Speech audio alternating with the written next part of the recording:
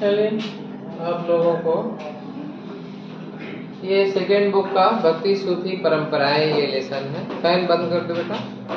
भक्ति सूफी परंपराएं ये लेसन है 8वीं से 18वीं शताब्दी तक। 8वीं से 18वीं शताब्दी तक जो है ये लेसन आपका है। ठीक है, 8वीं का मतलब हो गया इसमें आपको आ जाएगा दक्षिण भारत का भक्ति आंदोलन आ जाएगा। दक्षिण भारत का भक्ति आंदोलन, अलवार, नैनार इत्यादि। उत्तर भारत का भक्ति आंदोलन आ जाएगा, प्लस इसमें सूफी आ जाएंगे। सूफियों का आगमन, भारत में सूफी परंपराएं, ये इसमें आपको आ जाएंगे। ठीक है, चले आइए आपको सैर कराते हैं। ये आप यही इमेज आ जाएगी, मान लीजिए यही इमेज आ जाएगी तो क्या लिखेंगे? क्या लिखेंगे? मणिक वच्चकार, वच्चकार शैव परंपरा की 12वीं शताब्दी की तमिल। ठीक है, आज जो तमिलनाडु है, तमिलनाडु भारत में एक ऐसा देश है जिसके बारे में आप जानते होंगे, हैं? जो सॉरी हाँ सॉरी, नहीं, देश कहने का संदर्भ मेरा था, आप लोग हंस करके मुझे भी डाइवर्ट कर दिए। देश कहने का मतलब ये है कि उन्होंने भारतीय थ्री लैंग्वेज फार्मूला को नहीं अपनाया, अपनी एक अलग आइडेंटिटी वे बनाए रखना चाहते हैं। ठीक है, तो आइए चलते हैं नेक्स्ट। इसमें जो है, इसमें कुछ आपको जानना समझना है। ये आप दो भारत में त्रिदेव की परिकल्पना है ना, त्रिदेव की परिकल्पना। एक्चुअली भारत की जो शुरुआत है भारतीय संस्कृति सभ्यता की, वो हड़प्पा से मानते हैं। ठीक है, हड़प्पा से मानते हैं। हड़प्पा 1900 तक, 2600 से 1900 BC तक समाप्त हो जाती है, फुल्ली र्यून, पूरी तरीके से समाप्त हो जाती है। फिर 1500 BC के में माना जाता है भारत में आर्यों का आगमन हुआ। तो आज जो भारत में संस्कृति सभ्यता स्थापित है वो आर्यों के आगमन, वेदों की रचना और उसके बाद तमाम सारे ग्रंथों के रचना के आधार पर ही सारे हमारे संस्कृति सभ्यता इत्यादि का यहाँ पे निर्माण। ठीक है, तो लगभग सभी धर्मों में त्रिदेव की परिकल्पना है। हमारे यहाँ ब्रह्मा विष्णु, ब्रह्मा विष्णु महेश, ठीक, ये आप जानते हैं। और ये ब्रह्मा विष्णु महेश की परिपाटी आकर के ऋग्वेद में हम देखते हैं धरती के देवता, आकाश के देवता, अंतरिक्ष के देवता। धरती के देवता में करीब दर्जन देवता हैं, आकाश में भी ऐसे ही देवता, मतलब इसी तरीके से हैं। बाद में चल के लगभग 3 देवताओं में इनका यूनिफिकेशन कह सकते हैं, 3 देवताओं में इनका यूनिफिकेशन हो जाता है। यहाँ एक आता है पूजा प्रणालियों का समन्वय। यदि इस पर कोई क्वेश्चन आता है, भारत में पूजा प्रणालियों का समन्वय, क्या लिखेंगे समन्वय में? पूजा एक प्रणाली है जो वैदिक है, एक प्रणाली है जो वैदिक है, और दूसरी जो पहले से जंगलों में या वनों में या यहाँ के मूल निवासी इत्यादि लोगों के प्रकृति पूजा से जुड़ी हुई है, यह है। इन दोनों प्रणालियों के सम्मिलन को, आपस में मिलने को, मेल जोल को ही समन्वय कहते हैं। समन्वय का मतलब एसिमिलेशन, आपस में मिलना। ये दोनों मिलती हैं, वो ये उनका अपना लेते हैं और वो उनका अपना लेते हैं, एक तरीके से। इसमें दिया हुआ भी है आपके बुक में दिया हुआ भी है कि वेदों के जो वैदिक ग्रंथ हैं वो सारे जो है संस्कृत में है, ठीक है। वैदिक छंदों में वैदिक विद्या से विहीन स्त्रियों और शूद्रों द्वारा भी ग्राह्य प्रक्रिया परंपरा, ये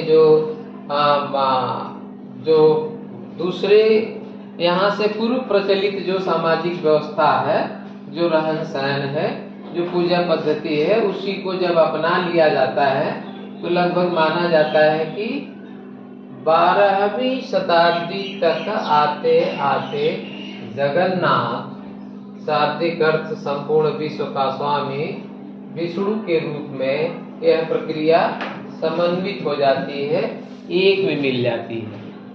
ये मूर्ति है, ये मूर्ति है, इसमें आपके बुक में भी दिया हुआ है, आपके बुक का ही है, NCERT का ही है, तो आप इसे अंदाजा लगा लेंगे कौन कौन है।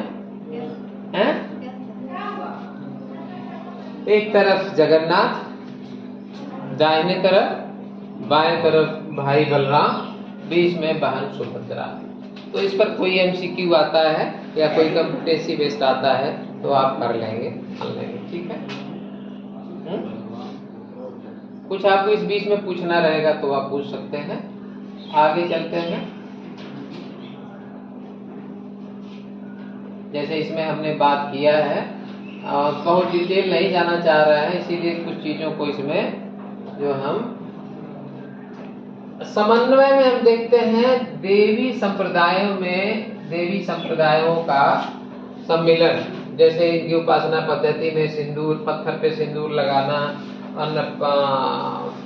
क्या कहते हैं कि सिंदूर लगाना और पेड़ों की पूजा करना, जल की पूजा करना, इस तरीके के तमाम सारे हैं। यह वैदिक परंपरा में अपना लिए जाते हैं, वैदिक के देवताओं को इनके द्वारा अपना लिया जाता है। इसी व्यवस्था को हम समन्वय कहते हैं। भेद और संघर्ष, भेद और संघर्ष, वेद और संघर्ष का मतलब यदि कहा जाए कि वैदिक पूजा पद्धति और यहाँ से मूल्यवासियों की पूजा पद्धति में किस तरीके का संघर्ष पैदा होता है और किस तरीके से समन्वय पैदा होता है, वही सब बातें फिर घुमा फिरा के आ जाएंगे कि यहाँ जो पहले से देवी आराधना पद्धति पे क्वेश्चन अलग से भी आया है। देवी आराधना पद्धति को तांत्रिक पद्धति के नाम से जाना जाता था, तांत्रिक पूजा पद्धति के नाम से जाता था। इसके अंतर्गत स्त्री पुरुष दोनों शामिल होते हैं। स्त्री केंद्र में रख करके सारे इनके सारे जो है तांत्रिक पद्धति संचालित होती है। बाद में चल के इसी वजह से इसमें तमाम सारी कमियां भी निकल करके आती हैं। लेकिन इसकी अच्छाई क्या है? इसकी अच्छाई ये है, तांत्रिक पूजा पद्धति की अच्छाई क्या है कि इसमें वर्ग और वर्ण के भेद की अवहेलना की गई है। इसमें स्त्री पुरुष को बराबर का महत्व दिया गया। इसमें वर्ण आधारित कोई व्यवस्था नहीं है, वर्ग आधारित कोई व्यवस्था नहीं है, ऊंच नीच की व्यवस्था नहीं है और धनी निर्धन की कोई भेद नहीं है। ये देवी आराधना पद्धति, तांत्रिक आराधना पद्धति की ये विशेषता रही, खासियत रही। लेकिन जैसे ही हम वैदिक धर्म में जब आएंगे तो वहाँ हम पाएंगे कि वहाँ तमाम सारी जो है उसमें मनाही है, तमाम सारा। हालांकि बाद में ये होता है, लेकिन उसमें ये देखने को मिलता है, मना किया जाता है कि यह कौन सा पूजा कर सकता है, कौन नहीं कर सकता है। भक्ति सूफी परंपरा है, भक्ति सूफी दोनों एक तरीके से मीनिंग एक ही है, लेकिन सूफी का संदर्भ इस्लाम से हो जाता है और भक्ति का संदर्भ जो है, भक्ति का संदर्भ किससे हो जाता है? भक्ति का संदर्भ किससे हो जाता है? हिंदू धर्म से।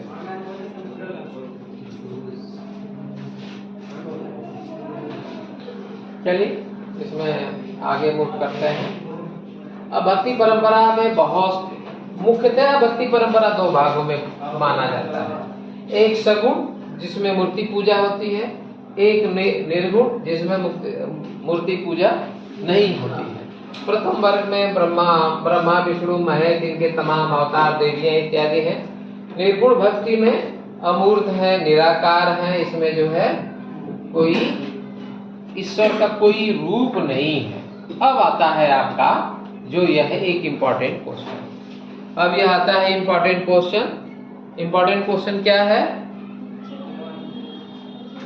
दक्षिण भारत में भक्ति आंदोलन की शुरुआत कैसे हुई, इसकी प्रमुख विशेषताएं क्या रही, इससे इसने किस प्रकार एक सामाजिक परिवर्तन को जन्म दिया। सारे क्वेश्चन आपको दिया गया है। 8 मार्क्स में भी आएगा, 3 मार्क्स में भी आएगा, ठीक है। और ये मुख्यतः आप देख लेंगे, प्रारंभिक भक्ति आंदोलन 6वीं शताब्दी ईस्वी में अलवारों, अलवार का मतलब विष्णु, और नैनार का मतलब शिव के नेतृत्व में हुआ, ठीक है। इनकी शैली क्या है? एक स्थान से दूसरे स्थान पे भ्रमण करते हुए अपने इष्ट देव की स्तुति में भजन गाना, भजन और 12 भजन और कीर्तन करना, ये जो है इनकी शैली है, ठीक है। हम देखते हैं कि यह थोड़ा सा यह अलग प्रक्रिया होती है, क्योंकि इन इलाकों में जैन और बौद्ध का बहुत दबदबा है। लेकिन अब एक नई शैली, एक नई हवा शुरू होती है, और इस नई हवा के लिए जो लोग शामिल हैं वो हैं अलवार और वे हैं नैनार। खासियत क्या है इसकी? खासियत क्या है? यह क्यों कहा जाता है सामाजिक परिवर्तन को इन्होंने जन्म दिया? क्यों कहते हैं? क्योंकि आप देखेंगे कि यह भक्ति संत विविध समुदायों से थे, जैसे ब्राह्मण थे, शिल्पकार थे, किसान थे, कुछ तो उन जातियों से आए थे जिन्हें हम अस्पृश्य कहते हैं। यह एक क्या कहेंगे, बनी बनाई व्यवस्था परंपरा को चुनौती देने वाली बात है, जहां हम किसी को छू नहीं सकते, परछाई से कोई अपवित्र हो सकता है। ऐसी स्थिति में ये अनुयायियों की बात तो छोड़ दिया जाए, भक्ति संत भी इन अलग अलग जातियों, अलग अलग समूहों से आते हैं, तो यह कहेंगे एक, और they are united in one group. ऐसा नहीं है कि इस अलवार नैनार में ब्राह्मण अलग अपना समूह बनाए हैं, शिल्पकार अलग समूह बनाए हैं, संतों का अलग अलग ग्रुप हो, अलग अलग समूह हो। जैसे हमने बाबर के अब इब्राहिम लोदी का उदाहरण दिया था कि जब उसका दूत गया बाबर का इब्राहिम लोदी के इलाके में, तो देखा अलग अलग धुआं उठ रहा है। बाबर ने भेजा, ही तो हमने बताया था। तो पता चला कि जो अलग अलग जातियों के सैनिक हैं और अलग अलग अपना खाना बना रहे हैं, एक दूसरे का छुआ हुआ नहीं खाते हैं। तो फिर बाबर ने कहा कि ये तो बड़ी आसान गेम है, यहाँ ज्यादा हमें लड़ने की जरूरत नहीं है। अलवारों का जो मुख्य संकलन है वो क्या है? अलवार संतों का मुख्य संकलन है नल इरा दिव्य प्रबंधम। किस भाषा में है? तमिल भाषा में। 60 नोट बनाते जाइए, सिर्फ कथा न सुनिए, 60 नोट बनाते जाइए, कुछ लिखते जाइए, 60 नोट बहुत काम आ जाएगा, ठीक है। बाद में चल के कहा जाता है कि जो वैदिक ग्रंथ के 4 वेद हैं, चारों वेदों के बराबर यह ग्रंथ अकेला है, ठीक है। ठीक है। लेकिन अब इसकी खासियत, अब हम खासियत आपको बता रहे हैं। खासियत क्या है? इसमें स्त्रियों को संत के कैटेगरी में भी शामिल किया गया है। यह कहाँ संभव था? यह संभव हुआ तमिलनाडु जैसे इलाके में। आज हिंदुस्तान का शायद सबसे ज्यादा जीडीपी वाला, ग्रोथ वाला। काल को समस्या है बेटा, ये तो वही है। डॉक्टर कंचन सिंह, क्या भैया? ठीक है, यहाँ सही है। यह इसकी खूबसूरती क्या है? आप उत्तर भारत में देख लीजिए, दक्षिण भारत के दूसरे राज्यों में भी और यहाँ पर भी। स्त्री को संत कैसे बना देंगे? अभी आपने देखा कौन एक हीरोइन थी, क्या नाम था, ममता कुलकर्णी, महामंडलेश्वर महाकुंभ में महामंडलेश्वर उनको बनाया गया, किन्नर अखाड़े ने बनाया और फिर उसमें विवाद हुआ, कितना करोड़ उन्होंने दिया है, अंत में उन्होंने कहा भैया मैं नहीं रहूंगी मैं। तो ये रहा, स्त्री को स्वीकार करना संत के स्तर पे, ये स्त्री के लिए भी चुनौती है और पुरुष समाज के लिए तो चुनौती है ही। तो ये जो है अंडाल नाम, अरे इधर उधर मत भागो भाई, ये अंडाल नामक स्त्री संत है, अलवार मोस्टली बहुत बाहर आया है, बहुत बाहर आया MCQ में, तो ये आप देख लेंगे, ठीक है। अंडाल हो गया, अंडाल स्वयं को विष्णु की प्रेयसी मानकर चलती है, जैसे हमारे यहाँ मीराबाई है, उन्होंने कहा इस धरती पर सिर्फ एक पुरुष है, कौन है? कृष्ण, सिर्फ एक पुरुष है। नैनार परंपरा में भी इन स्त्रियों ने अपने सामाजिक कर्तव्यों का परित्याग किया। नैनार परंपरा में भी क्या नाम है भाई उनका? अमैया, करई काल अमैया, करई काल, आपस में बात नहीं करो भाई तुम लोग यार, करई काल अमैया, दो स्त्री हो गई मुख्य रूप से। आप ये देख लीजिए यदि इसमें कुछ है तो, है कि इन स्त्रियों ने अपने सामाजिक कर्तव्यों का परित्याग किया, वह किसी वैकल्पिक व्यवस्था अथवा भिक्षुणी समुदाय की सदस्य नहीं बनी। इन स्त्रियों की जीवन और पद्धति, इनकी रचनाओं ने पितृसत्तात्मक आदर्श को चुनौती दिया है, ठीक है। हमारा जो समाज था पितृसत्तात्मक है, ये सारी चीजें 8 मार्क्स में आएगी जितना मैं बोल रहा हूँ, ठीक है। स्त्रियों का प्रवेश उसमें आप लिख देंगे, स्त्रियों का प्रवेश, नलीरा दिव्य प्रबंधम हो गया है। और दूसरा इसमें लिख लेंगे 10वीं शताब्दी में ही अपार सबंदर सुंदरार की कविताएं तौरम में संकलित की जाती हैं, ठीक है, ये लिख लेंगे बहुत बार। अब क्वेश्चन आपको आएगा कि तौरम में किन किन संतों की कविताएं या उनकी बातों को संग्रह किया गया है, तो आप अच्छे कर लेंगे।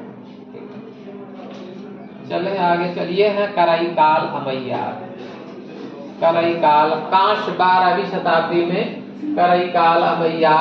ये कुल मिलाकर के जब आप बहुत ज्यादा गहरे ध्यान में, और इसमें राक्षसी फूली हुई नाड़ियों वाली बाहर निकली आंखें, सफेद दांत, भीतर धसा उधर, लाल केस, आगे निकले दांत, लंबी पिंडली इत्यादि इत्यादि, ये हमारे शिव की। चलो आप देखो, ये क्वेश्चन अलग से भी आता है कि ये क्वेश्चन अलग से भी आता है कि इन भक्ति संतों का राज्यों के साथ संबंध क्या था, सूफी संतों का राज्यों के साथ संबंध, ठीक है। तो राज्यों का संबंध ये है, ये इसी सहस्त्राब्दी के उत्तरार्ध में राज्य का उद्भव विकास हुआ, जिसमें पल्लव, पांड्य इत्यादि 6वीं से 9वीं शताब्दी के बीच में शामिल थे। और ये इलाका मुख्य तौर से जैन और बौद्धों का था, जो कि राज्यों, इसमें व्यापारी, शिल्पी इत्यादि, इनमें इनका प्रश्रय शामिल था और राजा इनका सपोर्ट करते थे। लेकिन जैसे ही ये आंदोलन शुरू होता है, ये आंदोलन पूरी तरीके से राजकीय अनुदान, राजा किसके साथ खड़ा होगा?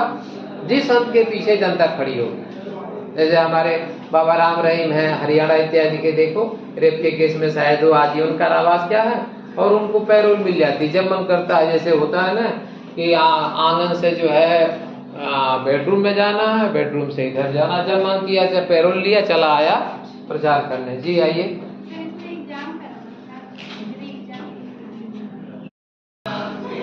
ये क्वेश्चन बहुत बार आया है, राज्यों के साथ उनके संबंध क्या थे। तो राज्यों के साथ ही नहीं, वहाँ के व्यापारी, वहाँ के शिल्पकार, और से उनको प्रश्रय मिलता है, राजकीय प्रश्रय मिलता है, राजकीय अनुदान लेकर के बौद्धों से खास तौर से और जैनों से राजकीय अनुदान प्राप्त करने के लिए आपस में संघर्ष भी होता है, क्योंकि उन इलाकों में जैन बौद्धों की पूरी एक इस्टेब्लिशमेंट था और राज्य से संबंध था। लेकिन जब यह आंदोलन होता है, भक्ति आंदोलन, तो एक तरीके से राज्यों से अनुदान लेना ज्यादा शुरू हो जाता है अलवार और नयनार का। प्रतिस्पर्धा की स्पष्ट है कि शक्तिशाली चोल 9वीं से 13वीं शताब्दी सम्राटों ने ब्राह्मणी और भक्ति परंपरा को समर्थन देना शुरू कर दिया। विष्णु और शैव मंदिरों का निर्माण शुरू कर दिया। आप निर्माण देखेंगे, चिदम्बरम, तंजावुर, गंगेचोलपुरम, ये विशाल मंदिर किसके सहयोग से बनते हैं? बहुत बहुत धन्यवाद मैडम आपको। चोल सम्राटों की मदद से ये बनते हैं। ठीक है, ठीक है। इसमें देखो आता है क्वेश्चन, ये बेलाल कौन है? बेलाल कृषकों को ही कहा जाता था, जो धनी कृषक थे उन्हें बेलाल कहा जाता था। तो ये चोल सम्राटों ने दैवी समर्थन पाने के लिए, सबके अपने अपने निहितार्थ हैं, सबके अपने अपने लाभ लेने के लिए, कि चोल सम्राटों ने दैवी समर्थन पाने का दावा किया है और अपनी सत्ता के प्रदर्शन के लिए सुंदर मंदिरों का निर्माण कराया, पत्थर धातु से बनी मूर्तियों सुसज्जित कराए। इसी तरीके से इन्होंने इनके ग्रंथों का संकलन कराया।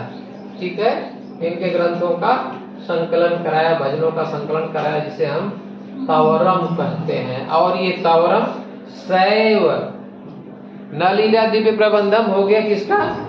अलवारों का। तवरम किसका हो गया? नयनारों का। तो ये आप देख लेंगे। 1945 के अभिलेख से पता चलता है कि चोल सम्राट परांतक प्रथम ने संत कवि अपार समंदर और सुंदरार की धातु प्रतिमाएं एक शिव मंदिर में स्थापित करवाए। इसका मतलब हो गया कि शिव के बराबर इन लोगों को स्थान दिया गया। ये क्वेश्चन आप अलग से भी आ सकता है और इनके संबंध में भी आ सकता है कि यह कार्य किसने किया। आप शॉर्ट नोट कर लीजिए, बना लीजिए शॉर्ट नोट। और चलते हैं कर्नाटक की भी और भी क्रांतिकारी हैं, कबीर जैसा क्रांतिकारी। पान पूजे हर मिले तो मैं पूजू पहाड़, उसी में से एक व्यक्ति है ये वासवन्ना। वासवन्ना ये एक ब्राह्मण परिवार से थे। 12वीं शताब्दी में कर्नाटक में एक लिंगायत परंपरा, एक नए धर्म, एक नए संप्रदाय की स्थापना होती है। ये देव एक कलचुरी राजा के दरबार में मंत्री थे, लेकिन इनका हृदय परिवर्तन हुआ और इन्हें जो ज्ञान मिला, इसके आधार पर इन्होंने एक नए समुदाय की स्थापना की। और इनकी लाइफ स्टाइल क्या है? इनकी लाइफ स्टाइल क्या है? चांदी के पिटारे में एक लघु लिंग को ये धारण करते थे। इन्हें श्रद्धा की दृष्टि से देखा जाता था। इन्हें जंगम कहा जाता था, यायावर भिक्षु कहा जाता था। श्रद्धा तो आएगी, सब जगह आएगी, है? श्रद्धा तो सब जगह आएगी। और हिंदुस्तान में श्रद्धा न हो ये हो नहीं सकता। हमारे समाज में श्रद्धा न हो ये हो नहीं सकता। हमारे लोगों में श्रद्धा न हो ये हो नहीं सकता। ठीक है, ये यायावर आई थिंक यू अंडरस्टैंड, जो जिनका कोई घर नहीं है, भ्रमण करके वे जो है एक इलाके से दूसरे इलाके में। और इनका मानना क्या था? लिंगायतों का विश्वास क्या था कि मृत्यु परांत भक्त शिव में लीन हो जाएंगे, कुछ बचेगा नहीं, न पुनर्जन्म है और न हमारा पास्ट है, न हमारा मृत्यु के बाद है। और जो कुछ होगा मृत्यु के बाद हम विलीन हो जाएंगे। और भी क्रांतिकारी काम इन लोगों ने किया, और भी क्रांतिकारी क्या किया? इन्होंने श्राद्ध को इंकार कर, हिंदू धर्म बना ना 13 दिन तक परंपरा जो है, 13 दिन तक 16 दिन तक पालन नहीं करते थे, मृतकों को दफनाते थे। दफनाना जो है इस्लाम में शामिल है, हमारे हिंदू धर्म में नहीं है। तो इसलिए लिंगायतों ने जाति की अवधारणा को, इसे क्यों क्रांतिकारी कहेंगे? लिंगायतों ने जाति की अवधारणा, ऊंच नीच की अवधारणा को समाप्त कर दिया। इस ब्राह्मणी अवधारणा का विरोध किया, पुनर्जन्म के सिद्धांत को प्रश्न चिन्ह लगाया। ठीक है, और भी दूसरे खतरनाक काम है, दूसरे और भी खतरनाक काम क्या? वयस्क विवाह की बात की, विधवा पुनर्विवाह की बात की, लिंगायतों ने उन्हें मान्यता प्रदान किया। ठीक है, कन्नड़ भाषा में इनके सारे के सारे यह आप एक तरीके से यह सारी चीजें, ये जितने भी इन्होंने हैं यह करना, विधवा पुनर्विवाह की बात करना, अपने को जो है सीधे समाज के खिलाफ खड़ा करना, कोई भी मार देगा आकर। लेकिन ये था कि इन्होंने ऐसी चुनौती लिया। इस सारी बातें आ जाएंगी। सामाजिक सुधार में एक बड़ा कदम इन लोगों ने उठाया। ऐसे क्वेश्चन आया था, लिंगायत संप्रदाय क्या था, इनकी विशेषताएं क्या थी, कैसे कह सकते हैं कि इन्होंने सामाजिक परिवर्तन को जन्म दिया। तो जितने भी हमारे यहाँ सड़ी गली परंपराएं थी उनका इन्होंने विरोध किया। सड़ी गली ही कहेंगे और क्या। किसी लड़की को अभी 5 साल 10 साल हुआ फिर उसकी शादी कर दी, तब तक जो है बीच में कोई छोटी माता बड़ी माता कालरा इत्यादि आ गए, गांव का गांव साफ हो गया, पुरुष बेचारे गए सारे। अब उस लड़की को जिंदा जलाना है। तमाम ऐसी परंपराएं थी। और उसकी विवाह की बात करना, ये तो बड़ा खतरनाक मामला है। उत्तरी भारत में आते हैं, दक्षिण भारत होगा। दक्षिण भारत, उत्तर भारत में 3 संतों की बात की गई है। और ठीक क्वेश्चन आता है, इसी समय उत्तर भारत में ऐसे धार्मिक नेता कहना संत ठीक नहीं है, मुझे लगता है यहाँ संत कहना चाहिए। नेता का संदर्भ लीडर से है कि जो लीड करता है। गलत नहीं है, लेकिन यह है कि अब इसे थोड़ा ऐसा रूप बदल दिया गया है। इस व्यवस्था के बाहर है नाथ, योगी, सिद्ध, ये बहुत सारे संप्रदाय इसमें शामिल हैं, जो हमारे इस पुराने प्राचीन भारतीय सामाजिक ढांचे और व्यवस्था के से परे ये अपनी जीवन शैली अपनाते हैं। ये अपना घूम करके अपना जो है ऐसी में आ गया। उत्तर भारत में सूफियों का आगमन। उत्तर भारत में सूफी आंदोलन हो गया और उत्तर भारत में भक्ति आंदोलन हो गया। तो सूफी आंदोलन क्या हो गया भाई, हैं? सूफियों का आगमन कब हुआ आपको बताया गया है। दिल्ली सल्तनत की स्थापना के साथ साथ सूफियों का आगमन भारत में हो जाता है। इस्लामी ताना बाना हमने आपको बताया है। एक ताना जो तना हुआ रहता है, ताना, और ऐसे जो धागा इस पर पड़ता है वो बाना। मेरी समझ से शायद यही कपड़ा बुनते हैं, 2 धागा बनता है ना, 2 धागा है ना इसमें, एक ऐसे गया है, एक धागा ऐसे गया है। मतलब ये है कि आपस में मिश्रित होना, आपस में जुड़ना। ठीक है, तो ये आ जाते हैं इसमें। शासक मोहम्मद बिन कासिम का भारत से इस्लाम का राजनीतिक संबंध, पहला राजनीतिक संबंध इस्लाम का 711 में होता है। यद्यपि इस्लाम का भारत से पहला संपर्क हो जाता है दक्षिण भारत जो कोस्टल एरिया, वहाँ व्यापारी, इस्लामिक व्यापारी आते हैं, वहाँ पे बस जाते हैं, भारतीय महिलाओं से शादी करते हैं, वहीं अपने को स्थापित कर लेते हैं। लेकिन उत्तर भारत में पहला जो 711 में पहला आक्रमण यही होता है, पंजाब इत्यादि के इलाके में। शरिया को आप जानते हैं, कुरान, हदीस, इजमा, कयास, ये हमने बताया है आपको। ठीक है, कुरान, हदीस, इजमा, कयास, ये 4 किताबें मिलकर के मानी जाती है कि इसमें जो लिखा गया है वही शरिया है। इसमें बहुत सारी चीजें और हैं, देख लीजिए। एक शब्द आया है जिम्मी। जिम्मी मतलब, जिम्मी किस भाषा का शब्द है? अरबी भाषा का शब्द है। और इसका मतलब क्या है? संरक्षित श्रेणी।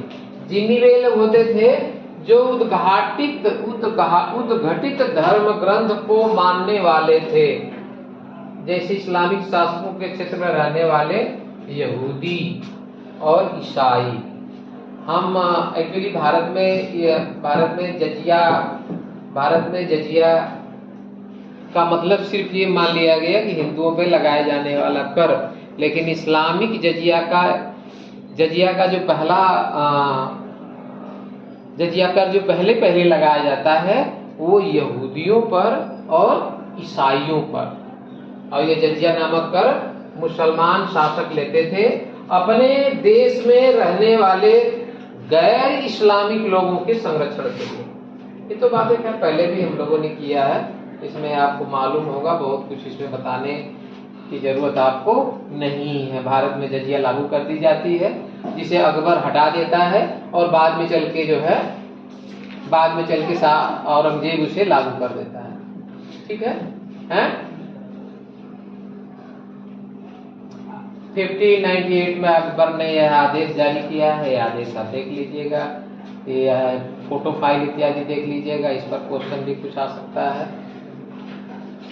योगी के प्रति श्रद्धा। औरंगजेब ने बहुत सारे मंदिरों को ध्वस्त कराया और बहुत सारे मंदिरों का पुनर्निर्माण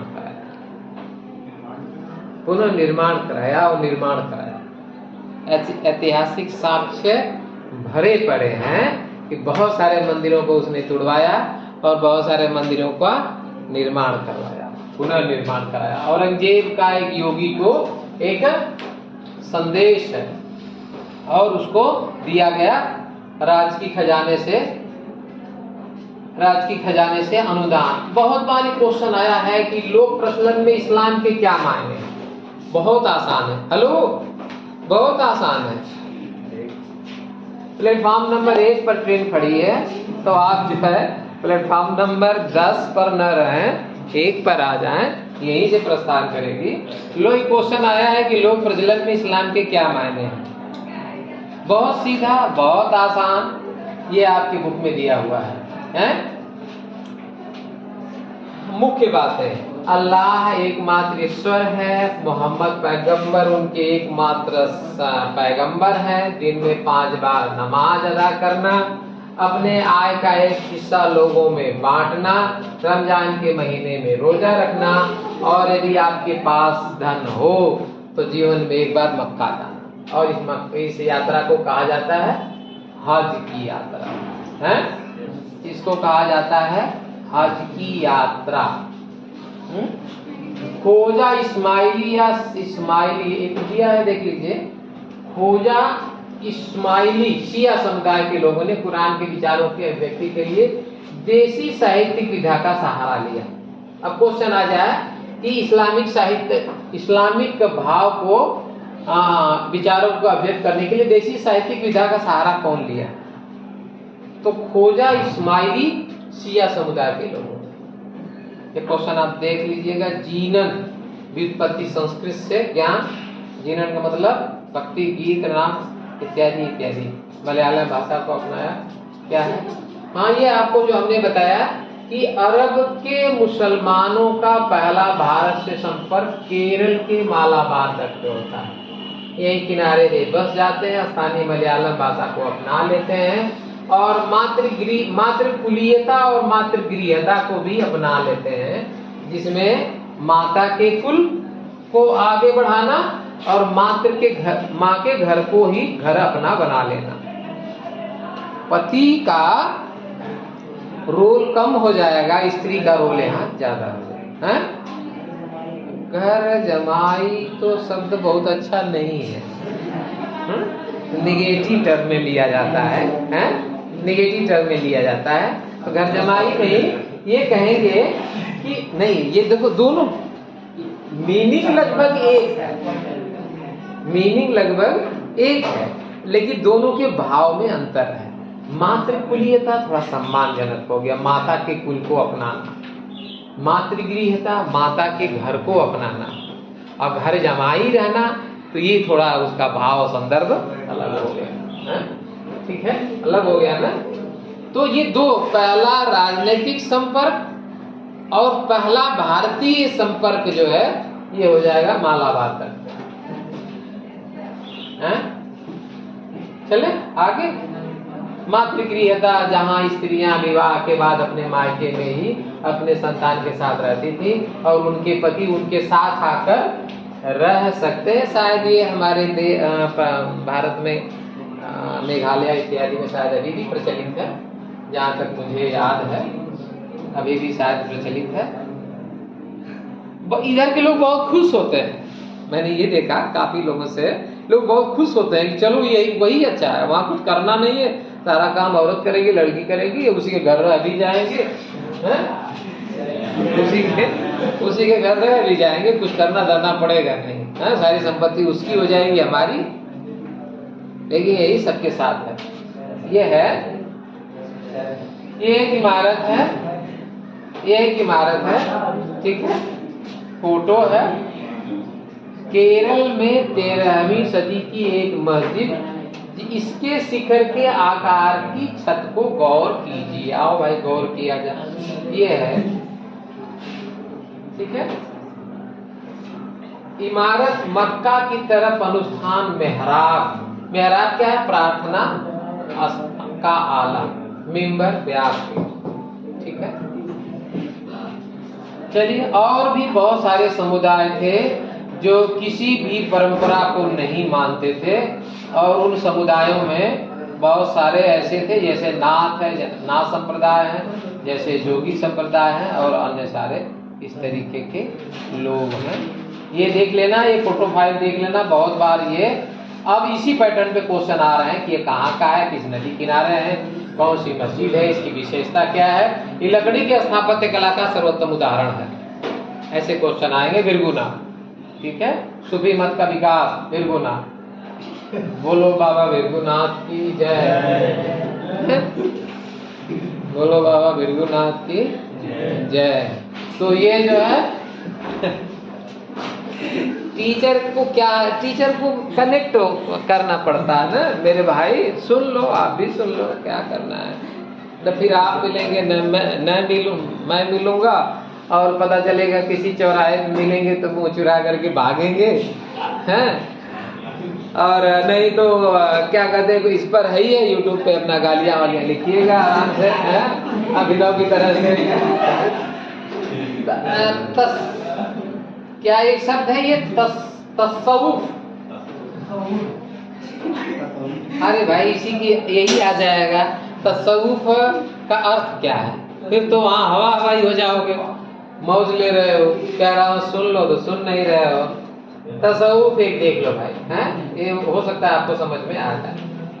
सूफ शब्द से निकला हुआ अर्थ, इसका अर्थ है ऊन, ठीक है। चलो और आगे चलते हैं। इसमें इंसान कामिल मोहम्मद, हेलो, मोहम्मद पैगंबर साहब को इंसान कामिल कहा गया, इंसानों में श्रेष्ठ, ठीक है। सूफियों ने कुरान की व्याख्या अपने निजी अनुभवों के आधार पे की, इसीलिए जो मुसलमान हैं, शिया या सुन्नी, ये सूफियों को बहुत अच्छे नज़र से नहीं देखते हैं, क्योंकि सूफियों ने इस्लाम के नियमों को जगह जगह जरूरत के अनुसार अवहेलना कर दिया, अपने अनुसार उनकी व्याख्या कर दिया। तो बहुत मुझे बाद में हालांकि पता चला, मैं तो बड़ा खुश हुआ पहले कि इस्लाम को लोगों तक पहुंचाने का काम सूफियों ने किया। इस्लाम जैसे ठीक 24 कैरेट जैसा, यदि उसको किसको दिया जाए, 24 कैरेट सोना 24 कैरेट दे दिया जाए तो उसका क्या होगा, क्या करेंगे? कुछ नहीं कर पाएंगे, उसे कुछ बन ही नहीं सकता। थोड़ी मिलावट करने से सोना आभूषण बनता है और सौंदर्य पैदा होता है। बिना मिलावट के, इसका मतलब बिना मिलावट के सौंदर्य नहीं पैदा होगा, होगा। इसीलिए तो मिलाया जाता। हम जाते ब्यूटी पार्लर, क्या करते हैं, सब बना बनाया है हमारा, ईश्वर का दिया हुआ, लेकिन इस पर भी हम अपना जो है कुछ न कुछ ऐड करते हैं, कुछ न कुछ ऐड करते हैं। अभी क्वेश्चन आ जाएगा, खानकाह क्या है? खानकाह फारसी शब्द है, जहां शेख, यहाँ पे नियंत्रण, खानकाह का नियंत्रण शेख के पास। शेख अरबी शब्द है, देखो, खानकाह फारसी शब्द है, शेख अरबी शब्द है। पीर अर्थात मुरीद अर्थात शिष्य फारसी शब्द है। इनके अनुयायी यहाँ पे, इनके अनुयायी इनके साथ यहाँ पे रहते हैं। आध्यात्मिक व्यवहार के नियम निर्धारित करने के अलावा खानकाह में रहने वालों के बीच संबंध शेख और जनमानस के बीच के रिश्तों को निर्धारित करता है। कुल मिलाकर के जहाँ सूफी संत रहता है उसे खानकाह कहते हैं, उसे पीर, उसके जो सूफी संत है उसको पीर कहते हैं, शेख कहते हैं, और उनके जो अनुयायी हैं उनके जो भक्त हैं उनको क्या कहते हैं? मुरीद कहते हैं, शिष्य कहते हैं। और एक अलग तरह की जीवन पद्धति इन लोगों ने अपनाया। एक शब्द आया सिलसिला। सिलसिला का मतलब शाब्दिक अर्थ है जंजीर, जो शेख और मुरीद के बीच निरंतर रिश्ते को है। एक अटूट रिश्ता। यह कड़ी पैगंबर मोहम्मद से जुड़ी है। यह पीर है, यह मुरीद है, पीर से जुड़ा, खलीफा से जुड़ा, खलीफा पैगंबर से जुड़े, और पैगंबर जो है अल्लाह से जुड़ा हुआ। अल्लाह यही ना। पीर की मृत्यु के बाद क्या इनका दीक्षा के विशिष्ट अनुष्ठान विकसित किए गए। दीक्षित को निष्ठा का वचन देना पड़ता था, सिर मुड़ाकर रहना पड़ता था, थेगड़ी लगे बस, मतलब पुराने दुराने जो भी कपड़ा मिल गया उसको पहनना पड़ता था। और पीर के मृत्यु के बाद उसकी दरगाह, जहाँ उनको दफन किया जाता था उसको दरगाह कहा जाता था, और वही जो है उनके लिए भक्ति स्थल हो जाता था। और उनके वार्षिकी पर वहाँ पे परिपाटी चल निकली। इसी को उर्स कहा जाने लगा, पीर की आत्मा से मिलन कहा जाने लगा। और वहाँ पे आना जाना एक तरीके से वह स्थल जो है भक्ति स्थल हो जाता है। खानकाह के बाहर बहुत सारे ऐसे संत थे जो खानकाहों का तिरस्कार कर दिया। जैसे इस्लाम में जो है फ्रायर और अन्य, ईसाइयत में फ्रायर और अन्य सारे लोगों ने इनकार कर दिया कि हम मठ में नहीं रहेंगे, मठ के बाहर चलेंगे। कारण भी और बहुत सारे थे।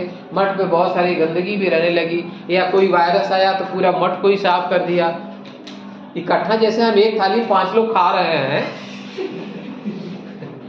ऐसा हुआ है घटना मिर्जापुर नवोदय में। ऐसे ही खाना बनाने की वहां कुछ बच्चों ने आदत विकसित कर ली थी, और किसी एक को उसमें पी लिया था, जॉन्डिस था। और जो एक करी वाली कढ़ाई थी वो तो लगता था हड़प्पा की कढ़ाई है, पूरा अंदर जितना काला, बाहर जितना काला, अंदर भी उतना काला। और उसी में बनाते थे, उसी में खाते थे, और करीब 12-14 लोगों को पी लिया, एक साथ हो गई, न्यूज़पेपर तक में आ गया। तो ये जो जरूरी नहीं है कि एक थाली में खाने से प्रेम बढ़ता है, हो सकता है कि इस भाईचारे में रोग भी बढ़ जाए। तो मठों पे रहने के इनकार करने का एक कारण ये भी था, एक ही वायरस सबको लेके चला गया। इसलिए बहुत सारे लोगों ने क्या किया, यहाँ रहने से इनकार कर दिया। कहा कि हम जो है ये सरिया की अवहेलना करने वाले लोगों को बेसरिया कहा गया, और जो मानने वाले थे वे बासरिया कहलाए। बास, ठीक है। तो ये कौन इसमें जैसे है, इसको मानने वाले बाहर रहने वाले लोग जो हैं, बाहर रहने वाले लोग हैं, कलंदर हैं, कलंदर हैं, और मलंग हैं, और हैदरी हैं। इस तरीके से तमाम ये हैं जो बाहर रहते हैं। थोड़ा स्लो हो गया, धीमा हो गया। ये छोटे कमरे में छत, एक जगह आंगन गलियारा, एक जगह सब लोग रहते थे। ये सूफी संतों का कुछ इनका जो है वो है, क्या कहते हैं, कब कौन कहाँ पे इनकी दरगाह रही, कौन कौन कब कहाँ रहा। खासतौर से शेख मुनीद्दीन चिश्ती, ये अजमेर शरीफ इसको कहते हैं। आज दुनिया में ये प्रसिद्ध हो गया, वर्ल्ड वाइड ये अपनी फेम है। लोग अपनी मुरादें पूरी करने के लिए जाते हैं, चादर चढ़ाते हैं, और लोग मानते हैं कि यदि एक बार हमने यहाँ पे हमने अपनी बात कह दी तो मान लिया जाता है कि आपकी बात पूरी हो जाएगी। इनकी जीवन शैली की खासियत क्या है? इनकी जीवन शैली क्या है? क्या है जीवन शैली? लगभग हिंदू संतों से मिलती जुलती।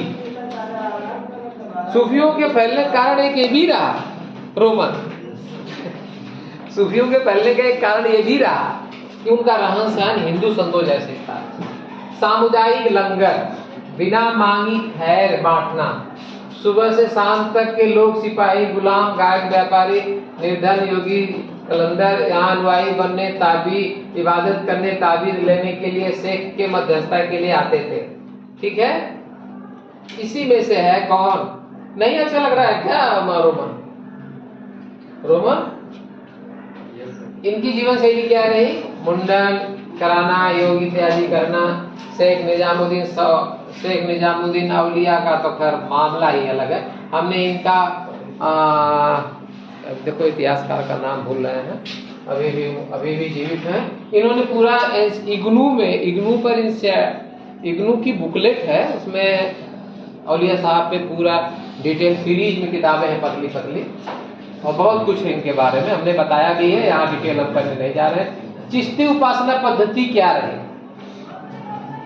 चिश्ती उपासना पद्धति क्या रही? ये लिखा हुआ है कि 700 सालों से अलग अलग संप्रदायों, वर्गों, समुदायों के लोग 5 महान चिश्ती संतों की दरगाह पर अपनी आस्था प्रकट कर रहे थे। चलिए आगे चलते हैं। इनका यही लिखा हुआ है, चिश्ती उपासना पद्धति, ये जियारत, कव्वाली, गजल और समा है। समा परवाना बहुत हिंदी फिल्मों में आया है, बहुत बार आया है। ये आए 2008 में ये आए हुए हैं। कश्फ उल महजूब, पेपर उठा के देख लेना। कश्फ उल महजूब किसकी रचना है? किसकी रचना है? अबुल हसन हुजबीरी की रचना है। एमसीक्यू में आया हुआ है, आप देख लेना। ठीक है, हैं? ठीक है। अमीर खुसरो एक ऐसा रहा जो कि अनेक सुल्तानों के दरबार में भी रहा और निजामुद्दीन औलिया का सबसे प्रिय शिष्य भी रहा। और आकर के खानकाह पर जो है शेख के सामने झुकना, मिलने वालों को पानी पिलाना, दीक्षितों के सर का मुंडन, यौगिक व्यायाम इत्यादि इत्यादि। जियारत का धार्मिक यात्रा।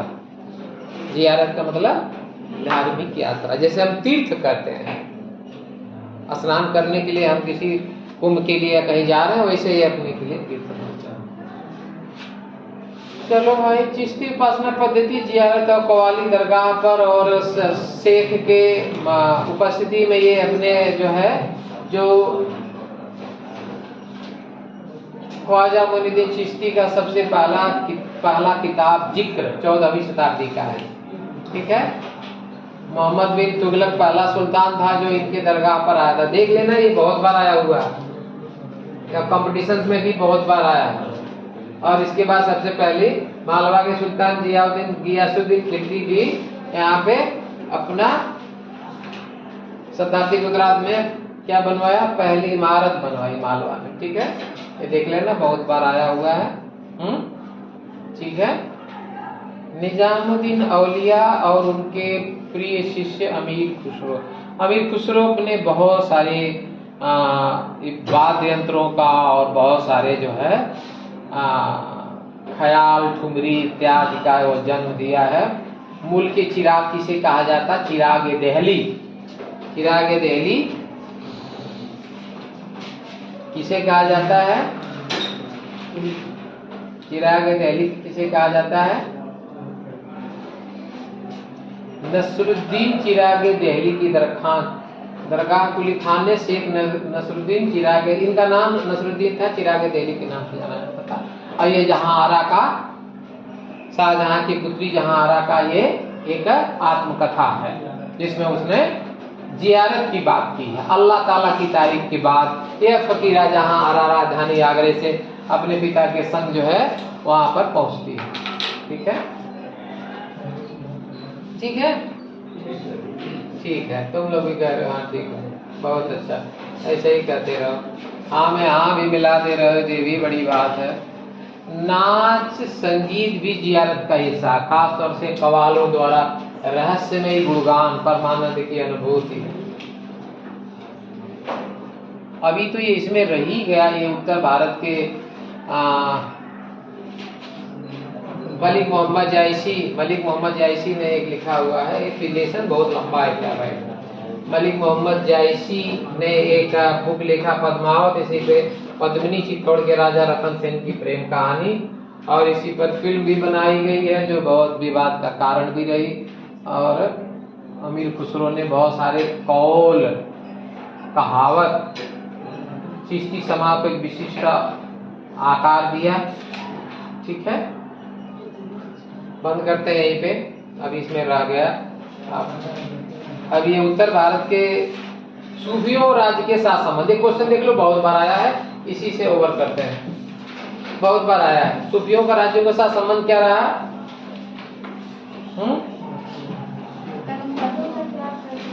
हाँ, सूफियों का मैं ऐसे बोल देता हूँ शॉर्ट में, चिश्ती सिलसिला को छोड़ करके, चिश्ती सिलसिला को छोड़ करके अन्य सारे सूफियों का राज्यों के साथ संबंध रहा है।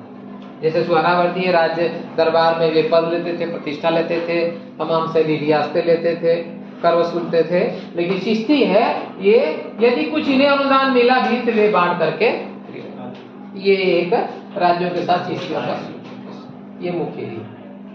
अब ये बहुत इसमें रह गया, बाकी रह गया, मैं ओवर करता हूँ, ठीक है। अभी ये रह गया उत्तर भारत में एक दैवी वस्त्र की बुनाई रह गई। धन्यवाद आप लोगों को।